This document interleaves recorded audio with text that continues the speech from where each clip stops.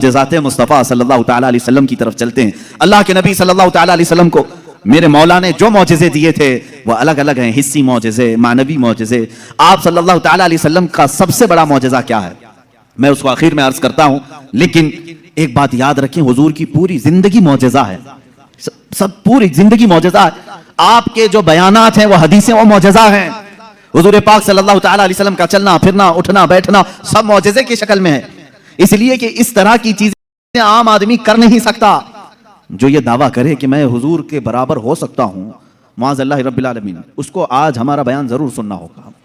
मौजिज़ात मुस्तफ़ा सल्लल्लाहु तआला, एक एक चीज हुजूर सल्लल्लाहु तआला अलैहि वसल्लम की जिंदगी पूरी कायनात को आज भी चैलेंज कर रही है, आजिज करके रखी है।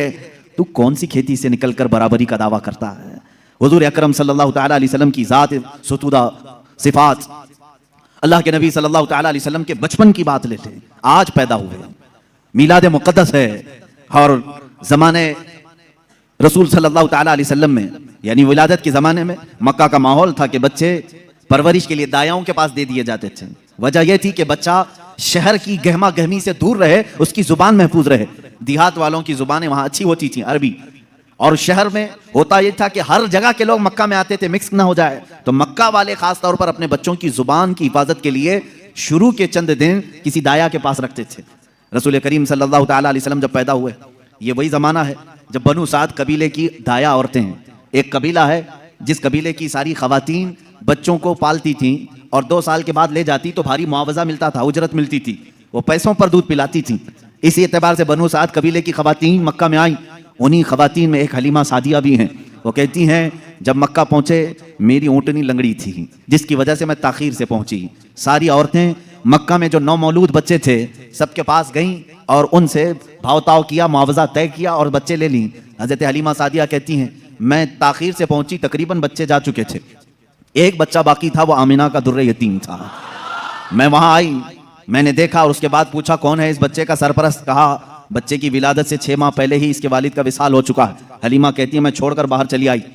मैं निकल आई कि बाप है नहीं बच्चे का, मैं अगर दूध पिला भी दूं 2 साल के बाद मुझे उजरत देगा कौन, कौन मुआवजा देगा? वो कहती है, फिर पूरा मक्का छान मारी, लेकिन अब कोई बच्चा नहीं मिला। शाम हो गई थी, शोहर साथ में था। हलीमा सादिया से शोहर ने कहा, ऐ हलीमा, खाली हाथ जाने से बेहतर है कि वह यतीम को साथ ले जाएं, यतीम दुर्रे यतीम है, साथ ले जाएं। हलीमा सादिया कहती है, मैं दोबारा वापस आमिना के घर आई। आमिना रज़ी अल्लाह तआला अन्हा कहती हैं, ऐ हलीमा, सुबह तुम बच्चे को देख कर गई थी, फिर वापस आई। कहा हाँ, हम खाली हाथ जाने से बेहतर समझती हैं कि इस दुर्रे यतीम को ले जाएं। हज़रत आमिना ने कहा, ले जाना चाहे तो ले जाओ, लेकिन तुम्हारी उम्मीदों के मुताबिक हम मुआवजा नहीं दे सकेंगे, तुम्हारी उम्मीदों के मुताबिक हम उजरत नहीं दे सकेंगे। आमिना ने कहा, हलीमा सादिया ने कहा, ठीक है, अब खाली हाथ न जाने का हमने अहद किया है, बच्चे को ले लेते हैं। हलीमा सादिया उस वक्त तक बच्चे को अपने गोद उठाई नहीं थी, सिर्फ देख करके गई थी। गोद में जब लिया, हलीमा सादिया कहती है, मेरे पेशानी से लेकर तलवों तक ठंडक पहुंच गई थी। पहली मर्तबा गोद में लिया, उसके बाद उसके शोहर हलीमा सादिया के साथ वो बाहर आई।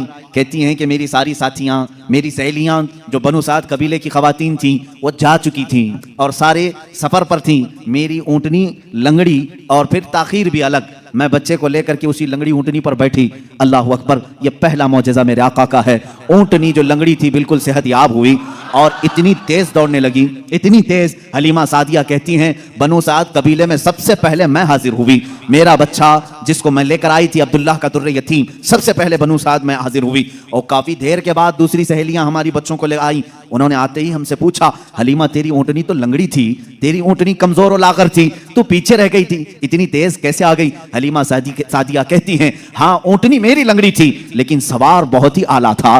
जैसे ही ये बच्चा इस ऊँटनी पर सवार हुआ, न जाने इसमें ताकत कहां से आई, सबसे पहले मैं हाजिर हुई। सारी औरतों ने महसूस किया ये एक मौजज़ा नहीं, बनु साद जो कबीला है वो आज भी है ताइफ के करीब, आज भी वो कबीला है हलीमा सादिया का कबीला जिसको बनु साद कहते हैं। उस कबीले वालों का बयान है कि ये रात ऐसी थी, पूरे बनु साद कबीले की बकरियों के दूध से थन भर चुके थे, सारे कबीले वालों की बकरियों के थन दूध से भर चुके थे।